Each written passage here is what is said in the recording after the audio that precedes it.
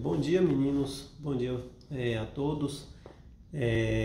Nessa aula hoje eu gostaria de estar comentando com vocês um pouco sobre a realidade do continente americano. Na aula passada vocês assistiram a um vídeo lá onde o professor ele falava sobre os diversos critérios de regionalização do continente americano. E aí ele citava dois principais tipos de critérios de regionalização, que é a divisão, a regionalização da América de acordo com os critérios físicos, naturais, geográficos, né? E aí ele falava da divisão da América em América do Norte, América Central e América do Sul, né? Que nós inclusive fizemos nossa atividade lá com o mapa.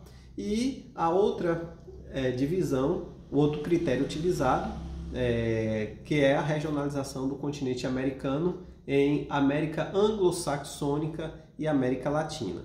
E nessa aula hoje eu vou dar ênfase a esse critério de regionalização. É claro que, como foi dito, nós podemos regionalizar de várias formas, dependendo do critério que for utilizado. Então, se você vai utilizar, por exemplo, o critério do idioma falado, ou da religiosidade, ou a questão da demografia, nós podemos fazer uma série de regionalizações. Mas os dois principais critérios utilizados para fazer a regionalização do continente americano são esses dois: a divisão física natural em América do Norte, América Central e América do Sul, e a regionalização pelos critérios culturais, históricos, econômicos, socioeconômicos, que divide a América em América anglo-saxônica e América Latina. Eu trouxe aqui alguns dados, né, de curiosidade, onde nós podemos afirmar que o continente americano é o segundo continente mais extenso do mundo. Ele se estende no sentido longitudinal, de norte a sul, né, do Oceano Glacial Ártico até cerca de 1000 quilômetros da Antártida. É separado dos demais continentes por dois grandes oceanos que o circundam, que é o Oceano Atlântico e o Oceano Pacífico, e é constituído por duas grandes porções continentais, a América do Norte e a América do Sul. Entre essas duas porções existe uma estreita faixa de terra, um istmo, que com as Antilhas forma a América Central. Nós temos aí o mapa Mundi, onde nós temos em destaque aí a América no mundo com essa divisão, né, física, natural, geográfica do nosso continente. Mas nós vamos hoje nos ater, como eu disse, à divisão, à regionalização do continente americano em América Latina e América anglo-saxônica. Primeiro vamos analisar essa realidade. Se considerarmos a língua falada e os traços culturais impostos pelos colonizadores, a América pode ser dividida em América anglo-saxônica e América Latina. A América anglo-saxônica é constituída pelo Canadá e pelos Estados Unidos e tem como marcas principais a preponderância da língua inglesa e a influência da religião protestante. Já na América Latina, nós temos aí o México, América Central e América do Sul, que é uma região que foi colonizada por portugueses e espanhóis, né? Tendo assim uma grande influência da religião católica em toda essa região e também tendo como línguas mais faladas o espanhol e o português. E aí, quando nós vamos analisar essa realidade, existe uma certa imprecisão nessa subdivisão do continente americano em América anglo-saxônica e América Latina. Porque quando nós nos referimos à América anglo-saxônica e latina, nós estamos nos referindo principalmente a essa questão linguística, né, herdada pelos colonizadores. Então nós vamos observar que a América anglo-saxônica, por exemplo, ela herdou sobretudo a língua inglesa, né, do colonizador. Na América Latina foi herdada as línguas de origem latina, o português e o espanhol, dos nossos colonizadores. Só que quando a gente aprofunda o estudo, a análise dessa realidade, a gente vai perceber que não são apenas essas línguas que se destacam nessas regiões. Na América Latina, por exemplo, nós vamos observar que existem alguns locais que sofreram a influência da colonização dos ingleses, né, cuja língua oficial é o inglês, como é o caso, por exemplo, de alguns países como Granada e Belize. Da mesma forma que em outros locais houve a influência da colonização dos holandeses, como em Suriname e nas Antilhas Holandesas. Da mesma forma, quando a gente olha para a realidade da América anglo-saxônica, a gente vai perceber que no Canadá, por exemplo, uma parcela considerável da população acaba falando francês, né, que é uma língua de origem latina em algumas áreas de colonização francesa. E aí então a gente vai observar que em diversos países, sobretudo na América Latina, existem muitos outros idiomas, né, dos povos nativos, dos povos indígenas que já habitavam o território, que ainda são muito falados. Então existe uma grande heterogeneidade, né, de línguas no continente americano. E aí a gente vai então analisar o quê? Que além dessa questão linguística, dessa questão histórica, dessa herança religiosa, dos valores culturais herdados, é importante a gente perceber principalmente, né, o que eu observo, que principalmente o aspecto socioeconômico acaba se destacando, né? E aí quando a gente olha para essa divisão do continente americano, a gente vai perceber que na América anglo-saxônica nós temos dois países ricos, Canadá e Estados Unidos. São países ricos, desenvolvidos, né? E quando a gente olha os demais países da América, ou seja, do México até o extremo sul do continente, né, a América Latina, nós temos aí uma realidade de países subdesenvolvidos, considerados pobres, né? E aí a gente vai ver então que essa divisão, essa regionalização acaba trazendo o contorno dessa ideia de desenvolvimento e subdesenvolvimento, né? A América anglo-saxônica é uma América rica, desenvolvida, e a América Latina naquela ideia de uma América pobre, subdesenvolvida. Nós temos aí nesse mapa que mostra exatamente essa divisão, né, entre a América anglo-saxônica e a América Latina.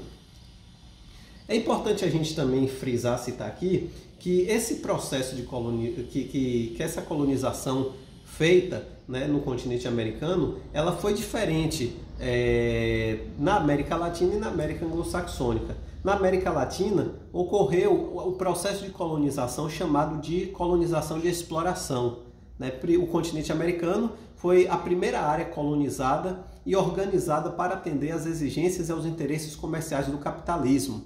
E aí, a partir dos séculos XV e XVI, os Estados-nação começaram a retirar de suas colônias tudo que podiam de valioso, inclusive introduzir o cultivo de vários produtos de alto valor no mercado europeu, como a cana-de-açúcar, o algodão e o tabaco.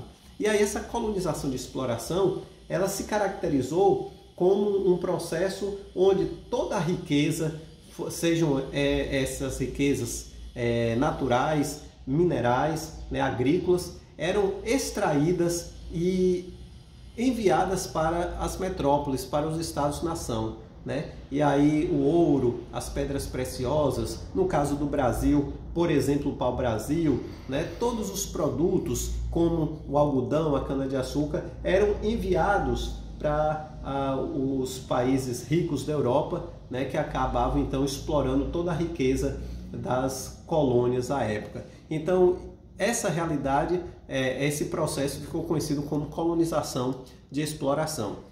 Também utilizaram mão de obra escrava dos indígenas e posteriormente dos africanos escravizados. Essa colonização era baseada na retirada de recursos e riquezas naturais, como eu disse agora, das colônias com uso de mão de obra escrava. Por outro lado, nós vamos observar que na América anglo-saxônica ocorreu a chamada colonização de povoamento, que foi posta em prática nos Estados Unidos e no Canadá, diferentemente do que ocorreu na maior parte do continente. É importante a gente destacar que na América anglo-saxônica houve também uma diferença nesse processo de colonização, porque na parte sul do território dos Estados Unidos, essa colonização também foi parecida com o que ocorreu no restante da chamada América Latina, né?